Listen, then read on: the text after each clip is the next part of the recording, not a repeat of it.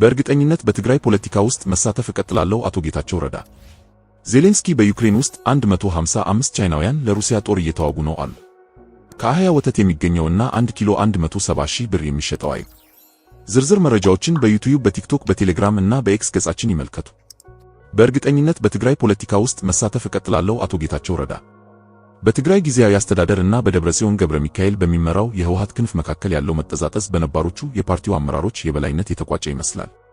ከሁለት ዓመት የትግራይ ክልል ጊዜያዊ አስተዳደር ፕሬዝዳንትነት ቆይታ በኋላ ማክሰኞ መጋቢት 30 2017 አቶ ጌታቸው ረዳ ስልጣኑን ለምክትላቸው ሌተናንት ጄኔራል ታደሰ ወረደ አስረክበዋል። ቀጣይ መዳረሻቸው በግልጽ ያልታወቀው የቀድሞ የክልሉ ጊዜያዊ አስተዳደር ፕሬዝዳንት አቶ ጌታቸው ትናንት ረቡዕ ሚያዝያ 1 2017 ከፎከስ ኦን አፍሪካ አቅራቢ ዋሂጋ ማውራ ጋር ቃለ መጠይቅ አድርገዋል። በዚህ ቃለ መጠይቅ ከ2015 ጀምሮ ሲመሩት ስለነበረው ጊዜያዊ አስተዳደር ስላጋጠሙት ተግዳሮቶች ተናግረዋል። ስለ አዲሱ ፕሬዝዳንት ሌተናንት ጄኔራል ታደሰ ያላቸውን ግምገማ አጋርተዋል። አዲሱ ፕሬዝዳንቱ ለየትኞቹ ጉዳዮች ቅድሚያ ሊሰጡ እንደሚገባ እና ሊያጋጥማቸው ስለሚችሉ ተግዳሮቶችን ገልጸዋል። ላለፉት 20 ዓመታት በኢትዮጵያና ትግራይ ፖለቲካ ውስጥ የቆዩት አቶ ጌታቸው ስለ ወደፊት ተሳትፏቸውም ተናግረዋል። እነሆ ቃለ መጠይቁን። የ2 ዓመት የስልጣን ዘመንዎን መለስ ብለው ሲያዩት ቁልፍ ተብለው የሚጠቀሱ ስኬቶቹ ምን ነበሩ? አቶ ጌታቸው ረዳ በድጋሚ ልንገባበት እንችል የነበረው ጦርነት ተመልሶ እንዳያገረሽ ማድረጋችን፣ እንዲሁም ለለውጥ ያለን ተነሳሽነትና የሰላም ጉጉትን መጥቀስ እችላለሁ። ማለት የምችለው ይህንን ነው። በስልጣን ዘመንዎ የሚጸጽቶት ነገር አለ? ምናልባት ያመለጡ ዕድሎች? አቶ ጌታቸው ረዳ። አዎ፣ ጸጸት ማለት ቀደም ብለን ልናከናውን እንችል የነበራቸውና ማድረግ የነበሩብን ጉዳዮች ነበሩ። ለምሳሌ የተፈናቃዮችን መመለስ። እንደ አለመታደል ሆኖ በትግራይ ውስጥ ያለው ለማይጠቅም ስልጣን የሚደረግ የውስጥ ለውስጥ ሽኩቻ ይህንን እንዳንፈጽም አዳጋች አድርጎታል። የሚጸጽተኝ ዋነኛው ተጠያቂ እኔ ስለሆንኩ ብቻ አይደለም፣ ነገር ግን አሁን ያለንበት ሁኔታ ውስጥ እንድንገባ ያደረገው መጓተት አካል ነበርኩ። ስልጣን እንዲለቅቁ ምክንያት የሆነው ዋነኛው ጉዳይ ምንድን ነው ብለው ያስባሉ?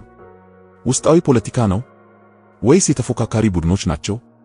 አቶ ጌታቸው ረዳ የውልህ የፖለቲካ አመራሩ ሂደቱንና የእኔን አመራር ለማበላሸት ሁሉም አይነት ጥረት ሲያደርግ ነበር። ነገር ግን የፖለቲካ አመራሩ ብቻ አይደለም፣ ወታደራዊ አመራሩም በሆነ ደረጃ የዚህ አካል ነበር። ዋነኛ ተጠያቂ ባላደርገውም ውስጣዊው የፓርቲ ሽኩቻ መኖርም በአንድ ዓመት ውስጥ ልናሳካ ይገባ የነበሩ እና ማከናወን የነበሩበትን ነገሮች እንዳንፈጽም አድርጓል። በሕግ አንጻር ሲታይ የጊዜያዊ አስተዳደሩ የስልጣን በተቋቋመ በ2 ዓመት ውስጥ ያበቃል። ስልጣኑን ለማስቀጠል የሚሰጥ ውሳኔም በፌዴሬሽን ምክር ቤት በኩል ማለፍ አለበት። ስለዚህ በዚህ ሂደት ውስጥ የተፈጠረ ማንኛውም ጉዳይ የውስጣዊ የፓርቲ ሽኩቻና የፕሪቶሪያ ስምምነት ሙሉ በሙሉ አለመተግበር ውጤት ነው። በሁለተኛ ደረጃ የፌዴራል መንግስት የአመራር ለውጥ መደረግ እንዳለበት ከተሰማው ይህንን ማድረጋቸው ምክንያታዊ ይመስለኛል። የእኔ መልቀቅ የብዙ ምክንያቶች ውጤት ነው። ከሁሉም ዋነኛው ግን የትግራይ ህዝብ ህይወት እንዲከብድ ያደረገው የፓርቲ ውስጣዊ ሽኩቻ ነው። ከስልጣን የለቀቁት በፈቃደኝነት ነው ወይ? ፓርቲው መጥቶ ለቀጣዩ ምዕራፍ ሲባል እንዲወርዱ ጠይቆት ነው? አቶ ጌታቸው ረዳ አይደለም። የምን ፓርቲ? በህወሓት ውስጥ ያለው አንጃ ይህንን ሂደት ሲያበላሽ ነበር። ሁሉም አይነት የጀርባ ድርድር ሲያከናውኑ ነበር። ለፌዴራል መንግስት ይህንንም ያንን ሲያቀርቡ ነበር። የጊዜያዊ አስተዳደሩን ፕሬዝዳንት የመሾም ስልጣን ያላቸው ለጠቅላይ ሚኒስትሩ አይሆንም እያሉ ነበር። አሁን ግን ከጊዜያዊ አስተዳደሩ የስልጣን ዘመን መጠናቀቅ ጋር ተያይዞ ጠቅላይ ሚኒስትሩ ሌላ አማራጭ ማየታችን ተገቢ ይሆን እንደሆነ ጠይቀውን ነበር። እኔ ስልጣኑን ተጠቅሜ ለምሳሌ እንደ የተፈናቃዮች መመለስ ባሉ ስራዎች ላይ ያከናወንኩት ጥቂት ሆኖ ሳለ ስልጣን ይዞ የመቀጠል ፍላጎት ያለኝ ሰው አይደለሁም። ስለዚህ ለእኔ ጉዳዩ የጊዜያዊ አስተዳደሩ የስልጣን ዘመን ሲጠናቀቅ አይቀሬ የነበረ ነው። እኔ በፕሬዝዳንትነት እንድቀጥል ለማድረግ ልዩ የሆነ አሰራር መኖር ነበረበት ማለት ነው። ነገር ግን ለዚያ ስልጣን ሲታገሉ የነበሩ ማንኛውም አካላት አሁን ካለንበት ቅርቃር ለማስወጣት የሚችል ፈጣን መውጫ መንገድ ገና አላቀረቡም። አቶ ጌታቸው ረዳ። በዚህ ጉዳይ ላይ መናገር የምፈልገው ትንሽ ነው። የማውቀው ነገር የእኔ ምክትል ፕሬዝዳንት እንደነበረ እና በአስተዳደሬ ውስጥ ለሚገኙ ዋነኛ ጉዳዮች ኃላፊነት እንደሚወስድ ሰው እኔ የተወኳቸው ነገሮች ይዞ ይቀጥላል ብዬ እንደምጠብቅ ነው። በብዙዎቹ ውድቀቶች ላይ ከሌሎች ሰዎች በተለየ ከእኔ እኩል ተጠያቂ ነበር። ስለዚህ እኔ ከተወኩበት ቀጥሎ እና መከናወን ባለባቸው ጉዳዮች ላይ ማስተካከያ እንዲያደርግ እጠብቃለሁ። እርግጥ ነው የፓርቲውን ችግር ለመፍታት አስማታዊ መፍትሄ ማምጣት ስላለበት ስራው ተቆጥሮ ተሰጥቶታል። ፓርቲው ፕሬዝዳንቱን እንደሾመው ያስባል፣ ጠቅላይ ሚኒስትሩ ደግሞ ራሱ እንደሾመው ይናገራል። እንደ አለመታደል ያጋጥመዋል ብዬ የማስበው አንዱ ተግዳሮት አሁንም ስልጣኑን ጠቅልሎ ለመያዝ ከሚፈልገው የህወሓት አንጃ የሚመጣው ከቁጥጥር ውጪ የሆነ የስልጣን ጥማት ነው። ይህንን የመጋፈጥ አቅሙ እና ክህሎቱ ይኖረዋል ወይ የሚለው ጉዳይ የሚታይ ይሆናል። እኔ እንደሚገባኝ ግን ባለፉት 2 ዓመታት ሁሉን ልምድ አግኝቷል። ስለዚህ ጊዜያዊ አስተዳደሩ ቃል ኪዳኑን መጠበቅ አለመቻሉ የእርሱም ዋነኛ ውድቀት ነው። ይህንን ማስተካከል አለበት። ጊዜያዊ አስተዳደሩ ራሱን እዚህ ሁኔታ ውስጥ አግኝቶታል። እርስዎ የተወሰነውን ኃላፊነት እንደሚወስዱ፣ ነገር ግን ሌተናንት ጄኔራል ታደሰ ብዙውን እንደሚሸከሙ ተናግረዋል። ስለዚህ ለምን ስልጣኑን ለእርሳቸው መስጠት አስፈለገ? የችግሩ አካል ከነበሩ ለምን ይመራሉ? አቶ ጌታቸው ረዳ። ይህ የእኔ ውሳኔ አይደለም። ፕሬዝዳንት እንዲሾም ብጠየቅ እየለቀቀ ያለ ፕሬዝዳንት ተተኪውን እንዲሾም ማድረግ ትክክል አይሆንም። ከጠቅላይ ሚኒስትሩ ጋር በነበረን ምክክር ያንን ስልጣን ሲጎመት ከነበሩ ከሁሉም ሰዎች የተሻለው እርሱ እንደሆነ ሊያሳምኑኝ ሞክረዋል። ስለዚህ የመጨረሻው ውሳኔ የጠቅላይ ሚኒስትሩ ነው። አሁን መናገር የሚችለው ስራው ተቆጥሮ የተሰጠው ታደሰ ስራውን በሚገባ እንዲሰራ በህወሓት ከፍተኛ አመራሮች አስቀያሚ ፖለቲካ ውስጥ ውስብስቡን ጉዞ እንዲያደርግ እንዲሁም ክልሉ ያጋጠመውን የጸጥታ ኢኮኖሚ ፖለቲካዊ ችግሮች ክምር እንዲፈታ ተስፋ እንደማደርግ ነው። ከሁሉም በላይ በተፈናቃዮች መመለስ እና የትግራይ ህገ መንግስታዊ ግዛቶች መመለስ ላይ ትኩረት እንደሚያደርግ ተስፋ አደርጋለሁ። ከሌተናንት ጄኔራል ታደሰ ጋር የማውራት እድሉን አግኝተው ነበር። ምን ምክር ሰጧቸው? አቶ ጌታቸው ረዳ ምክር አልተጠየኩም ነበር። በዚህ ጉዳይ ላይ የካበተ ልምድ ላለው ሰውም ምክር የማቅረብ ፍላጎትም አልነበረኝም። ቅድሚያ ሊሰጣቸው የሚገቡ ጉዳዮች ምንድናቸው ብለው ያስባሉ? በ10 ሺዎች የሚቆጠሩ ሰዎች ተፈናቅለዋል። ትልቁ ውድቀቶ ተፈናቃዮችን መመለስ አለመቻለው እንደሆነ ገልጸዋል። አዲሱ አመራር ምን አይነት አስቸኳይ እርምጃዎችን ይውሰድ? አቶ ጌታቸው ረዳ የጊዜያዊ አስተዳደሩ ፕሬዝዳንት አሁን ላይ ቅድሚያ ሊሰጣቸው ይገባል ተብለው የተዘረዘሩ ጉዳዮችን የያዘ ስምምነት ላይ ፈርመዋል። ለእኔ ግን በጣም አሳሳቢው ነገር የፕሪቶሪያ ስምምነት ሙሉ በሙሉ የመተግበር ጉዳይ ነው። ትጥቅ መፍታት እና መልሶ መቋቋምም አንዱ ጉዳይ ነው። የተፈናቃዮች መመለስ ግን ምናልባትም ከሁሉም እጅግ አስፈላጊው ነገር ሊሆን ነው። ይህ ለመቆጣጠር እጅጉን ያዳገተን ጉዳይ ነው። በዚህ ደስተኛ ያልሆነው እና ራሱን የትግራይ ህዝብ ብቸኛ አዳኝ አድርጎ የሚስለው የህወሓት አንጃ ይህንን የሚያከናውንበት እድል ይሰጠው እንደሆነ የምናየው ይሆናል። መለስ ብለው ሲያዩት በስልጣን ላይ በነበሩበት ጊዜ ምንም ስህተት ሰርተዋል። የፕሪቶሪያ ስምምነት ሙሉ በሙሉ እንዲፈጸም ምን የተሻለ መስራት ነበረበት? አቶ ጌታቸው ረዳ የስምምነቱን አፈጻጸም በተደራጀ መልኩ መምራት ነበረብን። ሁሉም ባለድርሻ አካላት እንዲሳተፉ ማድረግ ነበረብን። ድርድር ምን እንደሆነ እንኳ ከማያውቁ 5 የህወሓት ሥራ አስፈጻሚ ኮሚቴ አባላት ከመጣበቅ ይልቅ ሲቪል ማህበረሰቡን ማሳተፍ ነበረብን። ሰፊ ፍላጎቱ በህዝቡ በሰላም መመለስ እንጂ የተፈናቃዮችን ጉዳይ የአስቀያሚ ፖለቲካ መጫወቻው የማድረግ ፍላጎት የሌለውን የወጣቱን እንቅስቃሴ እንዳጠቃላይ ማሳተፍ ነበረብን። ዋነኛ ስህተት ብዬ የምጠቅሰው ይህንን ነው። አቶ ጌታቸው ረዳ የትግራይን ህዝብ በአግባቡ ያላገለገለ አመራር አካል ነበርኩ ብዬ መናገር እችላለሁ። እኔ ግን በዚህ አልኩራራም። አሜሪካውያን እንደሚሉት እውነት ከሆነ መኩራራት አይደለም። ብቸኛ ትኩረታችንን ስልጣን ላይ ማድረጋችን ስህተታችን እንደሆነ ለማሳየት የሚችለውን በሙሉ አድርጌያለሁ። ነባሩን ሁኔታ ለመገዳደር የሚያስችል በጣም ንቁ እና በጣም የተደራጀ እንቅስቃሴ እንዲመራ ማገዝ እንደቻልኩ አስባለሁ። ይህ ስሜን ለመጥቀስ የሚያስችለኝ ነፍስ አድን ጉዳይ ነው ብዬ አስባለሁ። የእርስዎ ወደፊት ምን ይመስላል? ቀጣዩ ምንድን ነው? በፖለቲካ ተሳትፎ ይቀጥላሉ? አቶ ጌታቸው ረዳ አዎ፣ አንዴ እዚህ ጉዳይ ውስጥ ከገባን እና አንዴ ለትግራይ ህዝብ አዲስ መንገድ መጠቆም ከጀመርን ብዙ መሰራት ያለባቸው ጉዳዮች አሉ። እንዲሁ ተነስቼ እንቅስቃሴውን መተው አልችልም። የትኛውም ቦታ ብሆን በእርግጠኝነት በትግራይ ፖለቲካ ውስጥ እሳተፋለሁ። እቅዴ በዚህ ሁኔታ መቆየት እና ለትግራይ ህዝብ ኑሮ መሻሻል አስተዋጽኦ ማድረግ ነው። በስልጣን ዘመኖ የመጨረሻዎቹ ቀናት እና ወራት ኤርትራ የተፎካካሪው አመራር አጋር እንደሆነች ሲከሱ ነበር። በኤርትራ እና በተፎካካሪው አመራር ላይ ለሚያቀርቡት ይህ ውንጀላ ምን ማስረጃ ያቀርባሉ? አቶ ጌታቸው ረዳ እንደ የህግ ፍርድ ቤት ማስረጃ መጠየቅ የጋዜጠኛ ኃላፊነት መሆኑን አላውቅም፣ ግን ይህንን ልነግርህ እችላለሁ። ለንግግሮ ግን ማብራሪያ ማቅረብ አለብዎ። አቶ ጌታቸው ረዳ ማብራሪያዬን አቅርባለሁ። ስም ልጠቅስልህ አልችልም። ይህንን ግን አውቃለሁ። በእኔ አስተዳደር ውስጥ የነበሩ ሰዎች የተወሰኑት በህጋዊ የተወሰኑት ደግሞ በህገወጥ መንገድ ከኤርትራ ጋር ለመገናኘት ሲሞክሩ ነበር። የግመሉን ጀርባ የሰበረው የመጨረሻ ሰበዝ የመጣው ግን ደስተኛ ያልሆኑ የህወሓት አካላት ውስጥ ነው። ሁሉም የህወሓት አንጃ አመራር ማለቴ አይደለም። ግምገማቸው ምንም ይሁን ምን በህወሓት ውስጥ ያሉ የተወሰኑ አካላት በጋራ ጠላታቸው ለማበር ላይ ይህንን እድል መጠቀም ጀመሩ። ስም ልሰጥ አልችልም፣ ነገር ግን የተፈጠረው ይህ እንደሆነ ለማረጋገጥ በቂ ማስረጃ አለኝ። በሌተናንት ጄኔራል ታደሰ ወረደ የኋላ ታሪክ ላይ ያነሱትን ስጋት በተመለከተ አለመካከቱን በአግባቡ መረዳት እፈልጋለሁ። አዲሱ ፕሬዝዳንት ከቀደመው አስተዳደር ጋር የተያያዙ ችግሮች አካል ለመሆናቸው ማስረጃው ምንድን ነው? አቶ ጌታቸው ረዳ የእኔ ምክትል ፕሬዝዳንት ነበር። የራሱን የሥራ ዝርዝር መፈጸም አልቻለም። ኃላፊነቱን መወጣት ላለመቻሉ ታደሰን ብቻ እየወቀስኩ አይደለም። እኔ እርሱም በተመለከተ ምንም አላደረግኩም። እርሱን ማንሳት አሊያም መተካት አለመቻል የእኔ ውድቀት ነው። ብዙ ማስረጃ አለኝ። ዛሬ ጠዋትም ይህንኑ ተናግሯል። የእኔ ምክትል ነበርናም ለጸጥታ ጉዳዮች ኃላፊነት ነበረበት። በብዙ ጉዳዮች ላይ ኃላፊነት ነበረበት። እኔ እስከሚገባኝ ድረስ የእርሱ የሥራ ዝርዝር በውድቀት የተሞላ ነው። የእርሱ ውድቀቶች ግን የእኔም ውድቀቶች ናቸው። ከፕሬዝዳንቱ ትዕዛዝ ሲቀበል እንደነበረ አልተናገረም። አንዳንዶች እንደሚናገሩት እንደ መሪ የጠቀሳካቸው ጉዳዮች የሚወድቁት በአንተ ትከሻ ላይ ነው። አቶ ጌታቸው ረዳ ሞኝ አትሁን። ጥያቄ ብቻ እየጠየቅኩ ነው። አቶ ጌታቸው ረዳ አይደለም፣ ይህ አይነቱ ትዕዛዝ ታውቃለህ፣ የትግራይ ፖለቲካ አስቸጋሪ ነው። ይቅርታ ለተጠቀምኩት። አቶ ጌታቸው ረዳ የትግራይ ፖለቲካ በጣም አስቸጋሪ ነው። ራሱን በራሱ የሚመራ አካል አድርጎ የሚቆጥር የሚመስል የተደራጀ ሰራዊት ያለበት ብቸኛ ክልል የኛ ነው። የፕሪቶሪያ ስምምነት ይህንን ያልተለመደ ሁኔታ እንዲፈታ ይጠበቅ ነበር። ታደሰ ግን እንደ ሰራዊቱ አዛዥ የተወሰኑትን የእኔን ውሳኔዎች መቃረን እንደሚችል ያስባል። አንተ ባለህበት የዓለም ክፍል ለሚገኙ ሰዎች ይህንን ለመረዳት በጣም ከባድ ነው። ታውቃለህ፣ ፕሬዝዳንቱ ውሳኔ የሚያሳልፍበት እና ውሳኔም በምክትሉ በቁም ነገር የሚወሰድበት ሁኔታ አልነበረም። ይህ አንዱ የችግሩ አካል ነበር። እርግጥ ነው አንዳንዶቹ የእኔ ውሳኔዎች ተፈጽመዋል። አሁንም ግን ለስኬቶቹ ኃላፊነት እንደምወስደው ሁሉ ለውድቀቶቹም ተጠያቂነቱን እወስዳለሁ። በእኛ ጉዳይ ፖለቲካውን ይበልጥ አስቸጋሪ የሚያደርገው በስልጣን ላይ ያልሆነ ፓርቲ ሁሉን ጠቅልሎ ለመውሰድ የመንግስት ሀብትን ለመቆጣጠር የሚሞክር መሆኑ ነው። በመንግስት ስር መሆን የነበረበት ሰራዊት ደግሞ በራሱን የሚቆጥረው ራሱን እንደቻለ አካል ነው። ትንሽ የተወሳሰበ ነው፣ ለመረዳት ያስቸግራል።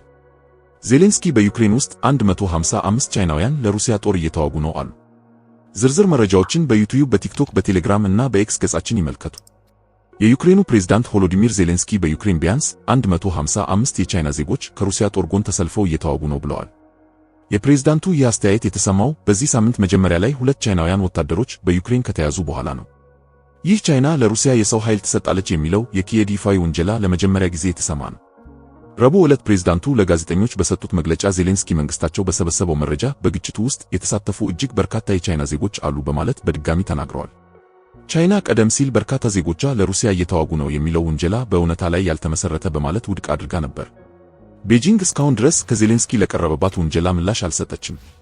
ረቡዕ ዕለት የቻይና የውጭ ጉዳይ ሚኒስቴር ቃል አቀባይ ሊን ጂያን ከዩክሬን ጋር ያለውን መረጃ እያጣራን ነው ያሉ ሲሆን የቻይና ወታደሮች በግላቸው ተሳትፈው ሊሆን እንደሚችል ጠቁመዋል። ሊን ጂያን እንዳሉት የቻይና መንግስት ሁልጊዜ የቻይና ዜጎች የትጥቅ ግጭት ካለበት አካባቢ እንዲርቁ፣ በየትኛውም አይነት የትጥቅ ግጭት ውስጥ እንዳይሳተፉ እና በተለይም በማንኛውም አካል ወታደራዊ እንቅስቃሴ ውስጥ እንዳይሳተፉ የሚናገር መሆኑን አጽንኦት መስጠት እፈልጋለሁ። በተጨማሪም ዩክሬን ቻይና የዩክሬን ቀውስ ፖለቲካዊ መፍትሄ እንዲያገኝ የምታደርገውን ገንቢ ሚና በትክክል እንድትመለከት ጠይቀዋል። ዜሌንስኪ የቻይና ጉዳይ አሳሳቢ ነው በማለት ወንጀላቸውን አጠናክረዋል። ኢንተርፋክስ እንደዘገበው ሙሉ ስማቸው ከነ ፓስፖርት መረጃቸው የተመዘገበ 155 የቻይና ዜጎች አሉ። 155 የቻይና ዜጎች በዩክሬን ግዛት ከሩሲያ ጎን በመሆን እየተዋጉ ነው ብሏል። ዜሌንስኪ ሩሲያ የቻይና ዜጎችን በማህበራዊ ሚዲያ እየመለመለች ነው ያሉ ሲሆን የቤጂንግ ባለስልጣናት ስለዚህ ጉዳይ ያውቃሉ ብለዋል። እንደ ዜሌንስኪ ገለጻ ከሆነ አዲስ ምልምሎች ወደ ዩክሬን ከመላካቸው በፊት በሞስኮ ስልጠና እንዲሁም የጉዞ ሰነዶች እና ክፍያ ይወስዳሉ። በዚህ ሳምንት መጀመሪያ ላይ የዩክሬን ጦር በአገሪቱ ምስራቃዊ ዶኔትስክ ግዛት 6 የቻይና ወታደሮችን ጋር ውጊያ ገጥሞ 2 መማረካቸው ተነግሯል። ሩሲያ በጉዳዩ ላይ አስተያየት ከመስጠት ተቆጥባለች። የዩክሬን መሪ ሩሲያ በዚህ በአውሮፓ ጦርነት ውስጥ ከሌሎች አገራት ጋር በቀጥታም ሆነ በተዘዋዋሪ በመሆን ቻይናን ማሳተፉ ከቲን ጦርነቱን ከማስቆም ይልቅ ሌላ ነገር ለማድረግ እንዳሰቡ ግልጽ ማሳያ ነው ብለዋል። አሜሪካ ይህንን መረጃ የሚረብሽ ስትል ገልጻለች። ዩክሬን ከዚህ ቀደም ቻይናን ገለልተኛ መሆኗን እንድትገልጽ ትጠይቅ ነበር።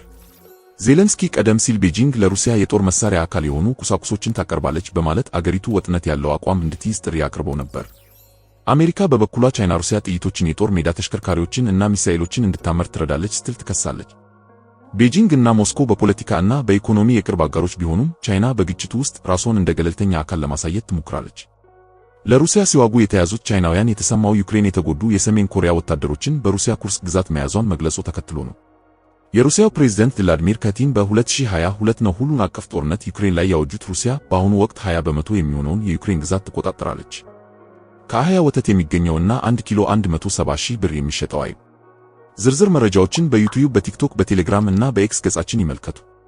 ሰርቢያ ውስጥ ከአህያ ወተት የሚገኝ 1 ኪሎ ግራም አይብ 1200 ዩሮ ይሸጣል። ይህ ዋጋ ከአማካይ ሰርቢያውያን ወርሃዊ ደመወዝ ላቅ ያለ ነው። አይቡ የሚሸጠው ዛሳቪቻ በተባለው የተፈጥሮ ሀብት ጥበቃ ግቢ ውስጥ ነው። ይህ ግቢ ከዋና ከተማዋ ቤልግሬድ በስተምዕራብ 80 ኪሎ ሜትር ርቀት ላይ ይገኛል። 1 ኪሎ ግራም አይብ ለማግኘት 25 ሊትር ወተት ያስፈልጋል። አንዲት አህያ ይህን ያክል ወተት የምታመርተው በ1 ዓመት ተኩል ነው ሲሉ የግቢው ኃላፊ ገግ ሲሚች ለቢቢሲ ይናገራሉ። እርግጥ ነው ስፔን ውስጥ የሚመረተው ካብራሊስ ተባለው ሰማያዊ አይብ ብሉ ቺዝ እጅግ ውዱ ነው። በ2024 2.5 ኪሎ ግራሙ 36000 ዩሮ መሸጡ ይታወሳል። በዚህም በዓለም ድንቃድንቅ መዝገብ ላይ ሊሰፍር በቅቷል። በሰርቢያ ከአህያ ወተት የሚገኘውን አይብ መግዛት የሚችሉት ኪሳቸው ደለብ ያለ ሰዎች ብቻ ናቸው። ሰርቢያዊው የቴኒስ ኮከብ ኖቫክ ጆኮቪች ለሬስቶራንቶቹ እንዲሆን በሚል ለ1 ዓመት የሚበቃ የአህያ አይብ መግዛቱ ይነገራል። የቀድሞ የዛሳቪቻ ተፈጥሮ ጥበቃ ኃላፊ ስሎቦዳን ሲሚች እንደሚሉት ጆኮቪች ግማሹን ኪሎ 480 ዩሮ ነው የሸመተው። 36 ስኩዌር ኪሎ ሜትር ላይ ያረፈው ዛሳቪቻ ሌሎች ቦታዎች የማይገኙ እጽዋትና የእንስሳት ዝርያዎችን እንዲሁም አዋፍን ያቀፈ ግቢ ነው። ነገር ግን ግቢው የሚታወቀው በአህያዎቹ ነው። 300 አህያዎቹ ያሉት ሲሆኑ በደቡብ ምስራቅ አውሮፓ ትልቁ የአህያ ማዕከል ነው። ራሳቸውን ያልቻሉ ውርንጭላዎች እናታቸውን ታከው ቆመዋል። ሥራ የማይጠበቅባቸው አህያዎች ደግሞ ጭነት የማያውቀው ጀርባቸውን ምግባቸው ላይ አሳርፈዋል። ምንም እንኳ አህያ በባህሪው ግትር ነው ቢባልም በጣም ሩህሩህ እና መግባባት የሚችል እንስሳ ነው። እያንዳንዱ አህያ የራሱ የሆነ ባህሪ አለው ይላሉ የአህያዎች ማሳደጊያ ክፍል ኃላፊ የሆኑት ኒኮላ ኒሊች። አንዳንዶች ጨዋታ ወዳድ ናቸው፣ አንዳንዶቹ ደግሞ ቁጥብ ናቸው። ነገር ግን ሁሉም መታቀፍ ይወዳሉ አይብዛ እንጂ ይላሉ። ከ300 አህያዎቹ 1 ደርዘን የሚሆኑት ብቻ ናቸው ወንዶች። ሴት አህያዎች ከወለዱ ከ9 ቀናት በኋላ ለስሪያ ዝግጁ ይሆናሉ። ይህ ደግሞ ወተት ለመስጠት ዝግጁ እንዲሆኑ ያደርጋቸዋል። ነገር ግን አህያዎች ወተት የሚሰጡት ውርንጭላ ሲኖራቸው ብቻ ነው። እንደዛም ሆኖ የሚሰጡት የወተት መጠን እጅግ አናሳ ነው። አንዲት ሴት አህያ በቀን የምታመርተው 300 ሚሊ ሊትር ወተት ብቻ ነው። የአንድ የውሃ ብርጭቆ መጠን ያክል ማለት ነው። ከዚህ ላይ ግማሹን የሚጠጡት ውርንጭላዎች ናቸው። ይህ ማለት በቀን የሚገኘው የወተት መጠን እጅግ አናሳ ነው ማለት ነው። የአህያ አይቡን ልዩ የሚያደርገው ምንድነው? ውስጡስ ምን አዝሏል? ተብሎ የተጠየቁት ኒኮላ ኒሊች በፈገግታ ይመልሳሉ። ከአህያ ወተት አይብ ማምረት የሚለው ሐሳብ የመነጨው በጄክ ሲሚች አባት ስሎባዳን ሲሚች አማካኝነት ነው። የአህያ ወተት ልክ እንደ ሰው ልጅ ወተት ያለ ሲሆን በቀላሉ የሚወፍር አይደለም። ይህ ማለት አይብ ማምረት ቀላል አይሆንም ማለት ነው። ነገር ግን ከብዙ ሙከራ በኋላ የዛሳቪቻ የምግብ ኢንጂነሮች አይብ የማምረቱን ጥበብ ተካኑ። የአይቡ ጣዕም የሚገኝ አይደለም ይላሉ ሲሚች። ማለት የሚችለው ጣዕሙ ውድ ነው ብቻ ነው። ምንም እንኳ ይህ ከአህያ ወተት የሚገኝ አይብ እጅግ ተፈላጊ ቢሆንም ለሕዝቡ የሚሸጥ አሊያም ወደ ውጭ የሚላክ አይደለም። መግዛት የሚቻለው ከዛሳቪቻ ብቻ ነው። ግቢው ውስጥ የሚገኘው ሬስቶራንት ውስጥም አይሸጥም። መግዛት የሚሹ አንድ አነስተኛ ሱቅ መሄድ አለባቸው። በዓመት ከ25 እስከ 30 ኪሎ ግራም ብቻ ነው የምናመርተው። ለዚህ ነው በቀላሉ የማይገኝ ምርት የሆነው ሲሉ ሲሚች ያብራራሉ። ሰርቢያ የተለያዩ የአህያ ማሳደጊያ እርሻዎች አሏት፣ ነገር ግን አብዛኛዎቹ አይብ ሳይሆን ወተት ነው የሚሸጡት ይላል ከሰርቢያ የአርብቶ አደሮች ማህበር የተገኘው መረጃ። የአህያ ወተት ምርቱ ለአገሪቱ ምጣኔ ሀብት ይህ ነው የሚባል አስተዋጽኦ የለውም ሲል የሰርቢያ ንግድ ምክር ቤት ለቢቢሲ ተናግሯል። ለዚህ ደግሞ ምክንያቱ ከአህያ የሚገኝን ወተት በሰፊው ማምረት ትርፋማ ስላልሆነ ነው። ይህን አይብ ወደ ውጭ ሀገር መላክ የማይቻለው ደግሞ እንዴት እንደሚመረት ምስጢራዊ ቀመሩ ያለው ዛሳቪቻ ግቢ ውስጥ ብቻ በመሆኑ ነው። ለጊዜው ለማንም ላለማጋራት ቆርጠናል ሲሉ ሲሚች ያስረግጣሉ። ምንም እንኳ ከዓለም አቀፉ ገበያ ፍላጎት ቢኖርም ሲሚች ወደ ውጭ መላክ ቅድሚያ የሚሰጡት ጉዳይ እንዳልሆነ ይናገራሉ። በመላው ዓለም ያሉ ሰዎች ስለኛ እየሰሙ ነው። እኛ የምናመርተውን አይብ ሁሉ ለገበያ ነው የምናቀርበው ይላሉ። ነገር ግን ሲሚች እንደሚያምኑት አብዛኛዎቹ ደንበኞቻቸው ብር ያላቸው የውጭ አገራት ዜጎች ናቸው።